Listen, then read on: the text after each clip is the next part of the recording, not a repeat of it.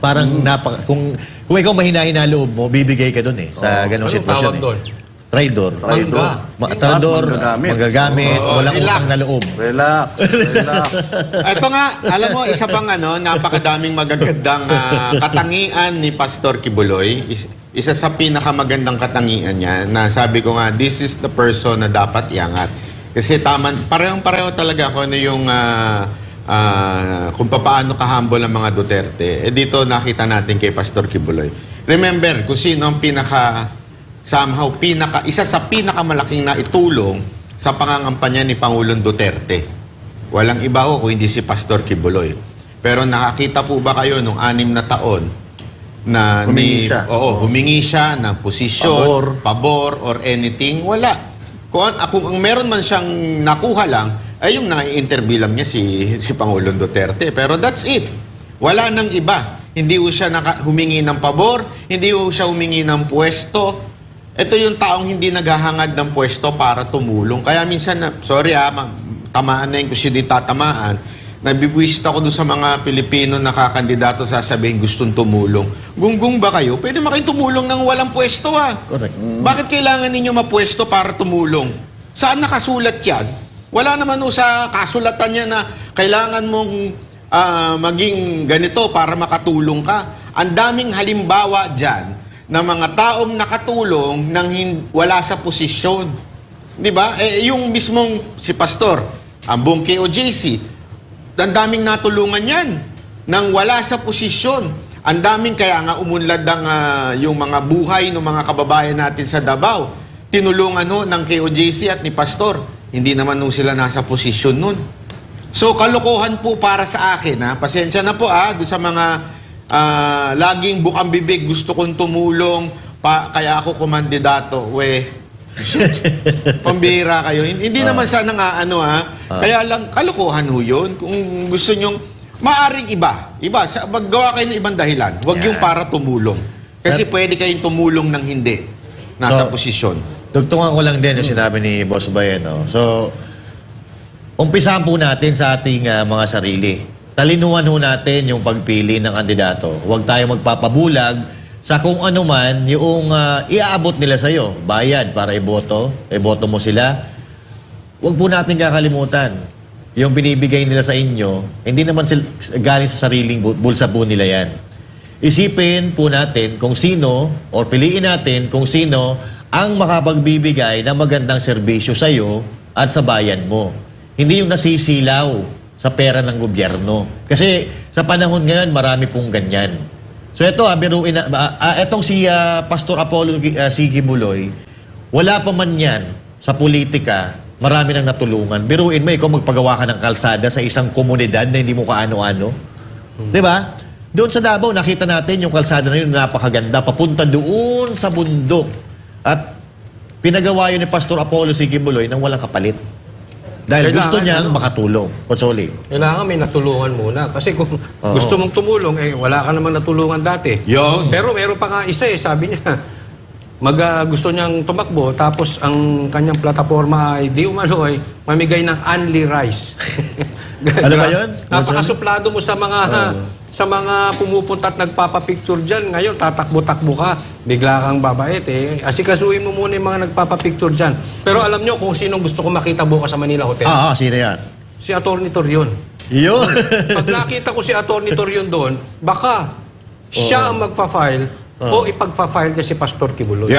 Nag-file na ba si EA? Nag-file na? No, Si EA! nag-file na. Alam nyo, ang gusto niyang palabasin doon yung yung gano'n gusto niyang gayahin Pero hindi sa kanya bagay. Ano mo ba? Pero ang dami nagko-comment sa akin we cannot blame the people. Kasi yung sasabi nila sintu-sintu, parang sintu. Hindi, sabi ko hindi sintu-sintu. Lang. Ano lang naman, nag-try lang naman siyang Millennial, di ba? Masa. Pero hindi nga lang siya, alam mo na, hindi nga lang bagay. May binabagayan kasi. Ang pangit ang gusto niyang palabasin yun. Pero eto, napakadaming kung alam nyo kung kung tayo ay magkukomento, magkukwento tungkol kay Pastor Apollo Kibuloy, alam ninyo, hindi matatapos tong isang buong araw. Sa dami ng mga kwentong narinig natin mismo galing sa mga taga KOJC. Kaya sa ibang araw sigurado at saka sa mga vlogs namin, mas lalo pa namin i-explain sa inyo bakit kailangan ng bayan yung leadership na meron si Pastor Apollo Kibuloy. Dito nga sa comment section, nako po, umaapaw ang talagang yes, lahat sila yes kay Oo. Pastor Apollo Kibuloy na Nakikita tumakbo. natin. May isang araw pa naman, malay naman natin, ma-convince natin, hindi ba si Pastor Apollo? Bisaya in Berlin, Nisyosa, Elsie Tamada, Fe Baguio, big yes to Pastor Kibuloy, si Just Marilyn, yes na yes. Ayan, talagang napakarami. Umaapaw Alam mo, dito sa Boss comment Dadan, section. natanong ko si Pastor Kibuloy niyan eh. Kasi nung the last time na nagpunta tayo doon na na-meet natin siya, wala pa siyang warrant noon. Yun yung huling inikot niya tayo sa compound eh. Sinamahan niya tayong ikot, magtik na nga tayo magkandalate-late sa airport kasi kasama siya doon. Last minute, nagano siya na, oy, samahan ko kayo, ikot tayo. Pinakita niya yung sistema, lahat doon, mga videos, lahat. Tapos, nung hinatid niya na tayo sa van para pumunta tayo pabalik punta sa airport, pabalik na Manila, tinanong ko siya dyan, Pastor Kibuloy, suportahan ka namin pagtatakbo kang senador. Sana tumakbo ka. Tinanong ko na siya that early. Ang sagot niya, smile. Wala. Basta, yun lang, palaisipan hanggang ngayon. Ano kaya ibig sabihin ng smile? May nabasa akong comment Sabi ni PRD, nung nakaraang press con niya, wag na siyang tumakbo. Yan ang sabi ni PRD. Pero, nung unang punta namin sa Kingdom of Jesus Christ, alam natin yung tayong tatlo kasi si Master Judeo wala pa nun Nung unang punta natin sa KOJC, nung kinausap natin, silang dalawa, hindi ba parang ang gusto pa nga ni PRD na kung siya daw ang papipiliin ng presidente, gusto niya si Pastor Apollo Kibuloy yung maging presidente. Kinuwento nga ni Pastor Apollo Kibuloy, kasi si Pastor ayaw niya, syempre. Pero sabi ni PRD, with what happened, yung ginawa niya sa KOJC, kung kaya niyang gawin, nandito rin sa Pilipinas yun parehas na hangin, parehas na pagkain lang kinakain, pero bakit may ganong kaunlad na isang lugar sa Pilipinas, samantalang yung Pilipinas mismo, mahirap. Ang ganda ng kwento sa atin ni Pastor Apollo Kibuloy nun kung ano ang gusto niyang gawin sa Pilipinas. Banat ba? Baka naalala mo pa yun. Oo. Pero alam mo, gusto ko lang emphasize yung sinabi ni Coach Oli. Tama yung sinabi niya dun sa kung hindi ka pa tumulong, paano mo masasabing gusto mong tumulong pag kaya ka tumatakbo? Kasi nga, yan nga yung meron si Pastor na talagang makikita mo prutas niya yung tumulong. 'Di ba? Kaya nga maganda yung sinabi ni PRRD nung time na yon na kung paano niya nagawa sa Pilipinas na amidst na sabi same hangin, same lupa, same batas, and yet napaganda yung KOJC, yung quote unquote community nila. How niya nagawa yun? Pwede niyang gawin yun sa Pilipinas. Kaya nga nung time na yun nagbibiroan na dapat takbo na lang presidente. Pero ngayon, maganda muna itong senador. Para sa akin, maganda ho talaga na tumakbo po si Pastor Kibuloy ng senador. Para, wala ho ito sa relihiyon, Kaya nga alam mo, isang maganda dito kay Pastor, hindi ho siya, masasabi nating pagdating sa relihiyon, yung, pushy. Muslim ka ba? O ganito ka. Kasi sa totoo lang, ang dami sa mga Nag-aaral actually dyan. Nag-aaral dyan. Mga Muslim, mga talagang tinutulungan niya. At walang dyan walang Kingdom citizen ka ba? Sabihin, taga-KOJC ka ba? Ikaw lang tutulungan namin. Walang ganun. Wala, as in, tanggap niya ang lahat. Pagdating sa kahit anong reliyon. Kaya nga ako naniniwala na pasok ho talaga si Pastor to accommodate yung pagtulong sa lahat. Dahil ginawa niya na ho. Nagawa niya na ngayon para mas malaki pa ang magawa niya para sa Senado kasi kailangan talaga ng batas at magaling mo sila dito.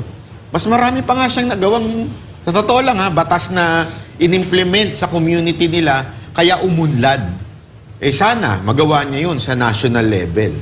Di ba? Sabi nga ang Kingdom of Jesus Christ is a first world country in a third world country. Correct. Nung tayo papunta sa Glory Mountain, natanong ko yun. Kasi ang ganda ng kalsada, Banat Bay. Ang ganda. Talagang alam mo na yung gumawa, hindi, may alam. Na talagang yung gumawa ng mga kalsada, Pinag-aralan talagang yun ang trabaho nila. Gumagawa talaga sila ng kalsada. Mantakin mo, tinanong ko kung sinong construction company yung tinatap nila para gawin itong mga kalsada nila.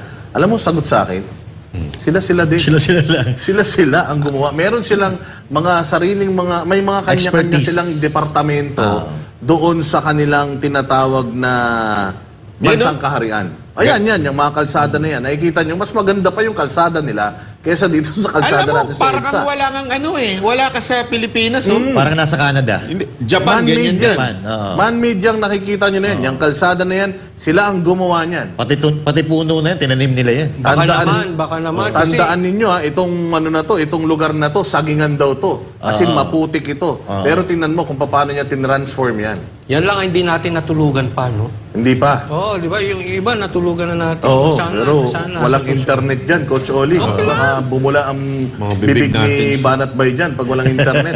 Overnight Actually, lang naman. diyan pag pumasok ka, di ba, may bakod. May bakod. Sa labas, ang pangit ng kalsada.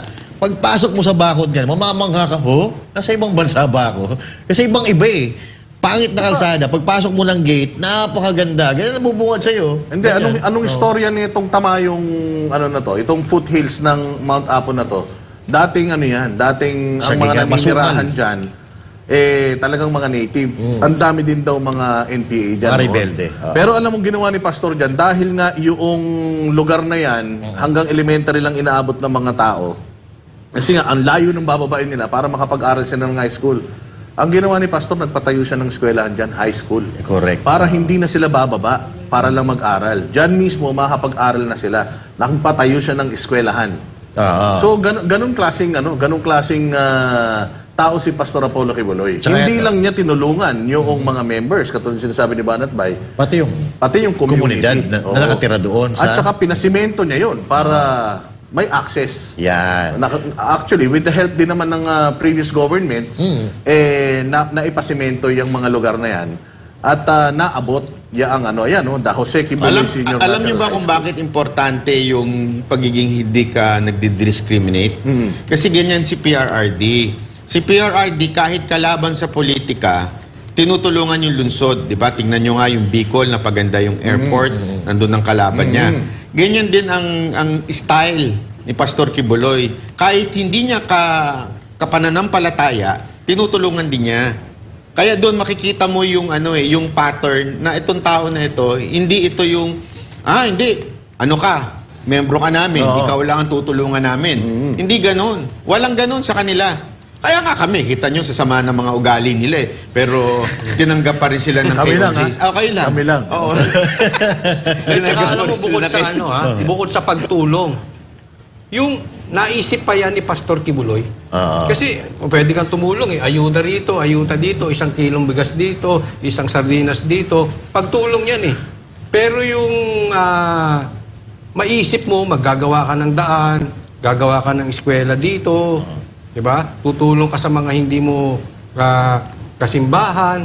Yung naisip mo pa yan, yung dadaling ka sa ibang lugar, ipapasyal ka. Yung KOJC, minsan ginawa mo parang Disneyland para mag-enjoy yung mga bata na hindi naman nila members. Naisip mo pa yan. Correct. Yun ang kailangan natin sa... yun eh. Kasi ako naniniwala ako sa isang leader. May yan. Yung malayo ang tingin yan. May vision. Oo, may vision. At saka, may pagka-artistic yan. Kasi naalala natin nung in-interview si Mga partner, bago nyo ituloy ang inyong usapan, may breaking news. Ano yun? Just in, Cavite Governor John Vic Rimulya is set to take his oath as the new DILG Secretary. Nako. So, Si Rimulya? John Vic. Vic Yung kaya nga, yung kapatid. Yung gobernador. Yung kapatid, Tapos DILG Secretary. DOJ. Ay, DOJ naman. Yung, DILG, kapatid. Yung kuya. So, Maganda yan. Sila na lang. No? Wala pa. Maganda yung ginagawa. Congratulations. Congratulations. Hindi halata, no? Hindi halata. Again, ano ka na? O sige, tuloy. Balik na tayo. Mas maganda yung pinag-usapan natin. Pinag-usapan natin. Kaya mas kailangan natin si Pastor Kibuloy sa Senado kasi nakikita nyo na yung ambagan nila dyan ng mga posisyon. Paano tayo? Tayo kailangan natin posisyon para magkaroon ng check and balance. Yan.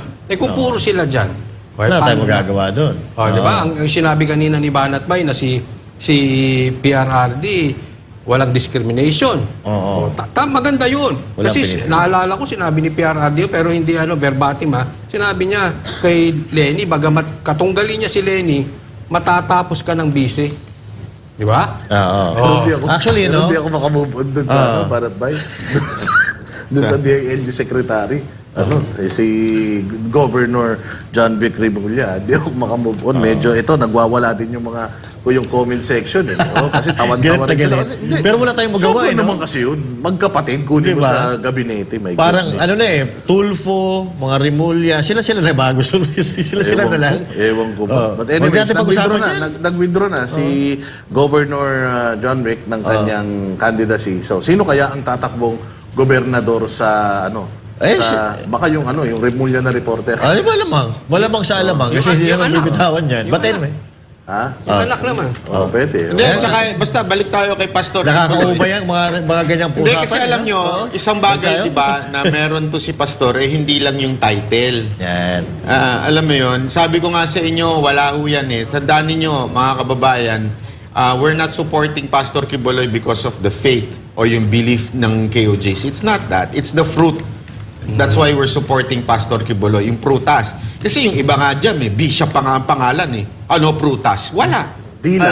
Ganon, di ba? Ano prutas? Ang ganda. Hey! Hindi, meron Rolex. Mercedes-Benz. Diba? At saka kung ano-anong magagandang... hindi kasi kino-compare nila Nagagalit sila bakit si Bishop daw ginaganto natin.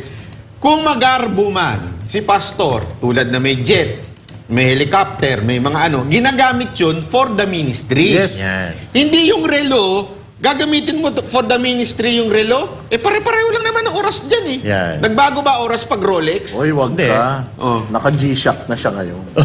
Ay, pinalit nahiya pa, Tsaka, hindi pera ng gobyerno yung ginagastos ng KOJC. Oo. Pera sarili ng pera. At ito, So, para mo sinasabing pera ng... Nako! hindi ko naman Yung sinasabi. pinabili ng Rolex? And ang sinasabi ko lang, yung fact. Pati yung Mercedes-Benz? yung sa KOJC, pera nila yun. Pero hindi ko alam kung saan galing yung pera nila. Yung pinabili Kasi ng Rolex. ang laki ng church nila. Oo, Nakita malaki mo na din. ba? Oo. Mas Ilang- madami pa yung estudyante Ilang Naku po, members? ng eskwelahan namin Nakita ko, ayaw pakita yung likod kasi 15 lang Wala. daw yung nanonood 15. As in, Nakikinig. puro, pagkat binilang mo, siguro mas Mas madami marami pa tayo dito. Mas marami pa tayo dito membro. The rest, yung choir. At saka yung mga amuyong niya sa stage. Alam niyo. Saan kukuha ng tights yun? Hindi, eto saan kukuha ng tights yun? Sa Sa ano? Sa kanila. Sa Ilan lang sila? barrel. Sabihin mo na 100 sila. Yung tights doon, walang pambili ng Rolex. Yan. Wala ko sinabi kung sino yun Oo. Kaya napaka-importante, talinuhan natin ang pagpili. Kahit dyan sa inyo, sa lokal. Umpisa natin sa barangay kagawad, kapitan. Piliin natin yung walang pinipili. Di ba? Katulad dito, si Pangulong Duterte, si Pastor Apollo Kibuloy, walang pinipili yan. Kung tutusin, pwede nila sarilinin kung ano yung meron sila. Tama. Di ba? Pero, isinishare nila sa ibang tao na kahit Yes. hindi miyembro ng kanilang kongregasyon. Di ba? Sabi ko nga sa inyo, ganun kung dapat. kung itong KOJC, isara yung kanilang gate, which is dati naman daw, dati Oo. naman daw gano'n na excluded or secluded sila from yung totoong nangyayari sa labas. Magarbo ang kanilang pamumuhay kumpara sa mga nasa labas. Kaya nga si Pastor Apollo Kibuloy, nung nakita niya, nakakahiya naman na tayo, ang sarap-sarap ng buhay Buhay natin, natin. ang ganda ng ating compound, tapos paglabas mo, katabi mo lang yung airport, bulok. Correct. Dali, Kaya- breaking news Breaking news. phone patch si Pastor Kibuloy. Oy, talaga, ito na. Ay, wala. Pala, bawal pala. Pangarap lang. Pangarap lang. Naalala mo? Pastor, Ano baka ba yun? nang pwede ma-interview ka. Kung sino man po yung nandyan. Bawal eh. Bawal ba? Bawal bawal. Sige Bawal ba, pa sa praning na naman yung nandoon sa loob. Oo nga, hindi. Kaya nga si Pastor, di ba, nagsusulat lang siya para nga bumalik tayo sa dati dahil nakaraan, nagbigay siya Oo ng nga, sulat sa atin, Penpal. nagsulat tayo, di ba? Penpal, So, sinagot ganun natin yun. yung kanyang sulat kasi ganun na yung mode ng communication. Bawal siya sa cellphone. Cellphone, oo. At saka, ilan lang yung pwedeng dumalaw sa kanya. Correct. Padala-dalawa lang yata yung pwedeng dumalaw. So, talagang, kaya sana makarating to, Magbibigyan ka kasi ng karapatan ng mga kampanya pag nasa loob siya. Ay, tandaan mo, si Trillanes nanalo yun kahit nakakulong. Si Dilima, nakapangampanya, di ba? Kahit nasa loob. Hindi, si Trillanes yung nanalo. Si Nanalo Dilima mismo. natalo eh. Pero Talo, oo. maraming nabudol doon kay Trillanes eh. Well, dito naman kay Budol-budol. Pastor Kibuloy, maraming naniniwala. Oo. Hindi naman nanalo si Trillanes ngayon kahit Hindi na na, barangay noon. captain daw eh. Noon pwede. Oo. Pero yun nga, ano lang, kung sabi nga ni Coach Oli, jurisprudence. Hindi, kung ano lang, kung jurisprudence lang. Panama ka Oo, na may naman. panama ka na naman ha. Hindi, kung ano lang, kung precedence. Yung prudence ba yun? F ba yun o P? Precedence. Okay. Yung Hindi, may tanong may ako. precedence. Si Trillanes nanalo. Oo, ng kahit nakakulong. So, at saka si Pastor naman, malay mo naman, sooner or later, makalabas siya ka before yung campaign period.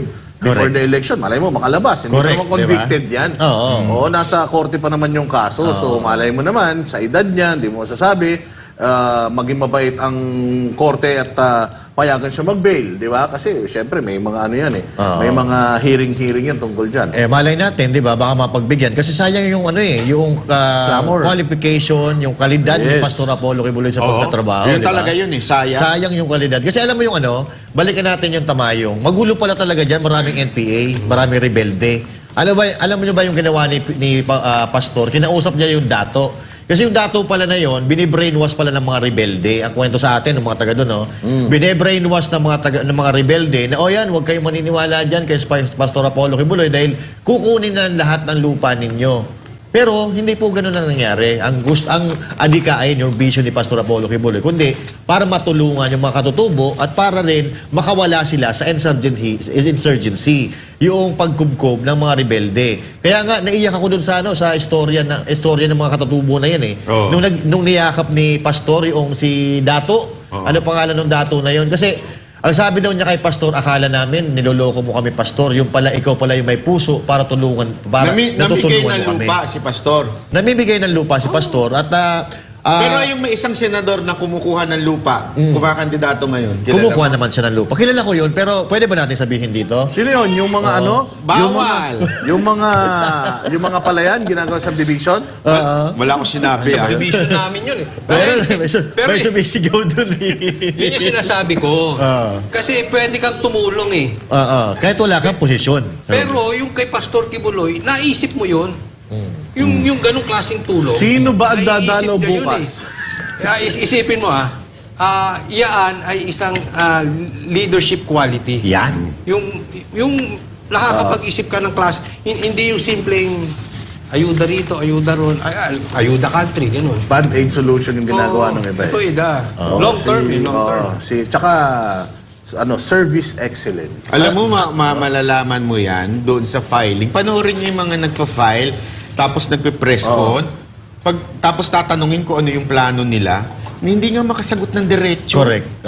Nag-iisip pa talaga. Sabi ko, ngayon ka palang mag-iisip? Nag-file Tama. ka na? Di ba? Ito walang biro si Pastor, hindi parang- niya kailangan mag-isip. Ipakita na lang niya sa inyo, ito, Ay, para pa lang nung yan, Ebidensya. para pa lang yung gobernador ng Bulacan yan. Nasabi niya, pangatlong term niya na as governor, gusto daw niya mag-isip ng paraan para malabanan yung baha. Pangatlong term niya na, ngayon pala siya nag-iisip. Merong isang nag-file na mabilis sumagot. Oo. Yung magpapakain ng pare sa Kongreso. Hindi kasi, Rice. meron niyang isa dyan, tumatakbo ng, sabi niya, mapapag-aralan naman ng lahat ng bagay. Nako. Diyan ka pa mag-aaral. Oo. Pumasok ka ng kumandidato ka para mag-aral. Yeah. Binayaran namin yung sahod mo para mag-aral. Correct. Bakit pa? Oo. Sa noon, nagliligtas siya ng mga pusa at saka mga aso. Yun din yung nagsabi. Malaki nun. impact nun. Malaki impact nun. Pag-aaralan niya. Ito nga problema natin mga kababayan, kasi karamihan, or hindi man lahat, karamihan sa mga kumakandidato, nag-aaral sila nung nailuklok, mag-aaral pa lang sila pag nailuklok na sila sa gobyerno, which is hindi dapat. Dapat bago ka pumasok sa gobyerno, mag-aral ka muna, pag-aralan mo muna kung ano yung ginagawa ng mga taong nasa Tsaka gobyerno. hindi lang pag-aralan na. Oo, isa puso. Hindi. Dapat may record ka na. Yan. Importante yun eh. Tatakbo ka, tas wala ka man lang record. Hindi mo pa na-apply. Kaya nga sa amin, kami po, hindi po kami membro kay OJC, pero bakit po namin sinasabing paulit-ulit si Pastor Kibuloy? Kasi may record. Nakita namin. May resibo, yes. May resibo. Ang ganda ng lugar na yun, pwedeng-pwede sa buong Pilipinas. Ganon din kasi kay Pangulong Duterte. Naalala nyo? May Davao. Tapos, ginawa natin siyang presidente kasi nga gusto natin mangyari yung sa Davao. Yun. Ganon din kay Pastor. Merong kay OGC, merong mga mga halimbawa ng nagawa niya. Ayan. At kaya natin gustong maging senador kasi may resibo na. Hindi yung tatakbo ka, pag-aaralan. Anyway, marami naman akong abogado, mag-aaral, ay pambihira. Sana eskwelahan ng pinasok mo. Nag-file ka sana ng pagiging estudyante. Mag-aaral Hindi ng pala, no? kandidato. Correct. Ato po, sa akin simple lang naman, simple. Pag ang kandidato ay nangako, tingnan nyo muna, itong pangako niya ba, nagawa niya na dati? Yun. Kasi hindi yan pwedeng mangangako tapos hindi niya nagawa dati. Pag nangako yan ang hindi niya nagawa dati, sinungaling yung animal na yan. Correct. Ganun kasimple yun. So dapat nagawa mo eh. Halimbawa, lalabanan ko adik. Lumabang ka ba sa adik o isa ka sa adik? Halimbawa lang po to wala tayong Lalabanan sa pinagbibintangan. pagbibenta. Oo, di ba? Ang dali. Mangangako ka ng ganun tapos hindi mo naman nagawa dati. No, yan. No. Magpa-practice ako Kaya pa rin. tuloy, may mga nagsabi pa dito, si Yorme, ganun din. Yan. Meron din siyang, Maynila na Oo, sa 3 taon. diba? naayos. Ibig sabihin, pwede. Kaya. May Oo. napatunayan. Nasa tao talaga, nasa leader talaga. Sana nga magkaroon talaga tayo eh. I mean, kami po, marami po kami nakikita na mga maaring tumulong, na nakatulong na ngayon, na kahit hindi ho masabi nating Duterte supporter, pero gusto namin, dahil nga may natulungan namin, nagawa na sa bayan. Yan. Yun ang importante dito, di ba?